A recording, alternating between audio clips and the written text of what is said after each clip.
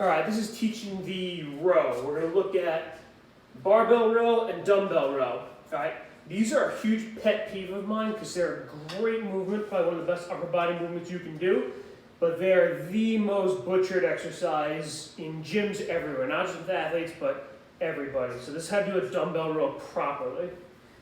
So my setup here, you can have your knee on the bench, you can have your hand on the dumbbell rack, it really doesn't matter.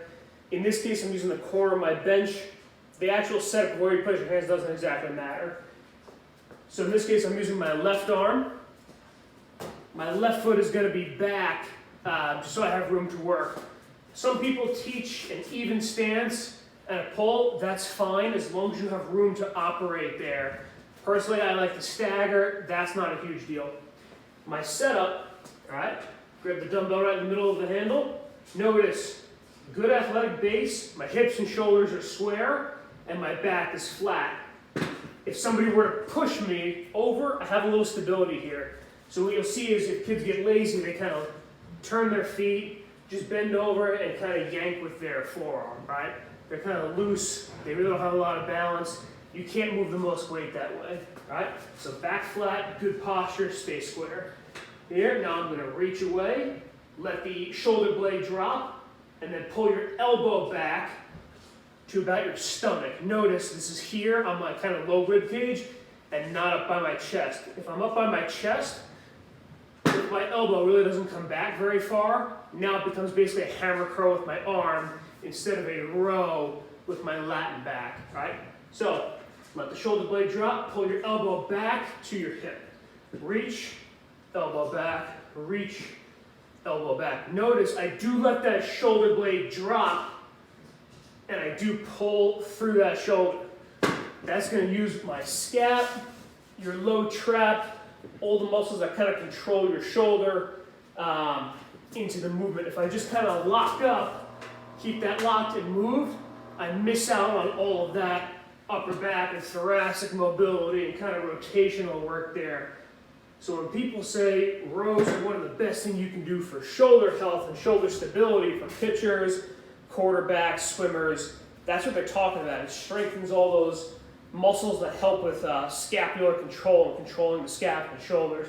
So if you're keeping that shoulder locked there, you're missing out on all of that, plus a little bit of that rotational aspect for a little bit of a core stimulus to it.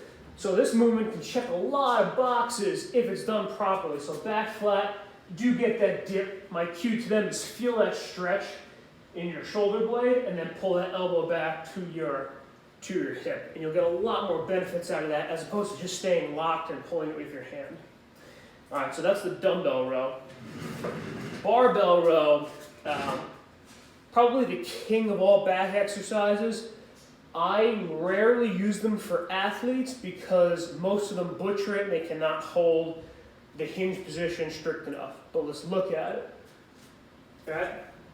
So I'm going to set up basically my bench press grip, thumbs width on the smooth. Now the trick to this, I'm going to turn so you can see me, is being able to hold that strict RDL position. Now you got to hold this the entire time. And then same thing, let the shoulder blades drop, elbows back to the low stomach. Notice I'm touching kind of my belly button here, and I'm loaded over my shoelaces. Imagine there's a pane of glass right in front of your toe, and if you hit that glass, it'll break. So don't break the glass, keep it right over your toe, and notice how close it is to my body. That's gonna light up your lats and keep you in a good spot. Remember, I'm still loaded in my hamstrings and glutes here. If I get out in front, now my lower back is supporting all that weight, not going to feel good. The other common one you'll see is aiming for the chest.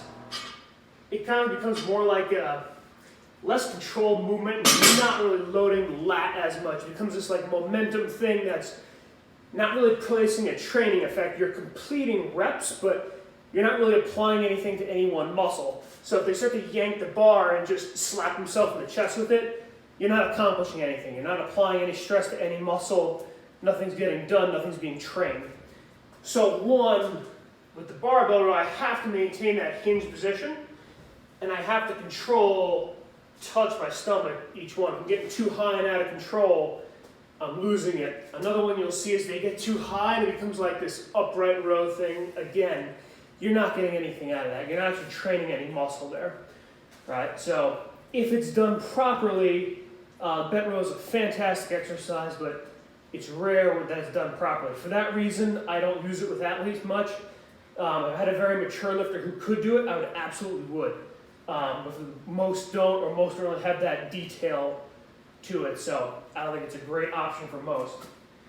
A good alternative could be a dumbbell bent row. So in this case, I have 2 dumbbells, hold that RDL, and pull to your stomach. So that could be a good option to mix it up. If you do want to get the double-handed row, a little easier to control with dumbbells, so there's an option.